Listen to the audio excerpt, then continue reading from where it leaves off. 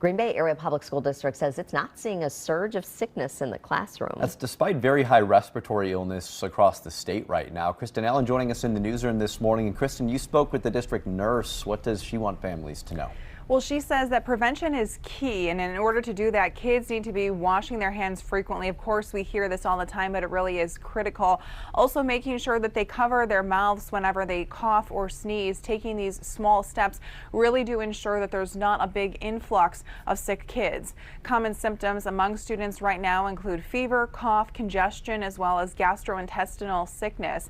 The district encourages parents to really talk to kids about hand washing and making sure that they are doing that, also keeping them home if they have a fever or are vomiting. This is the best way to prevent an increase of kids getting ill.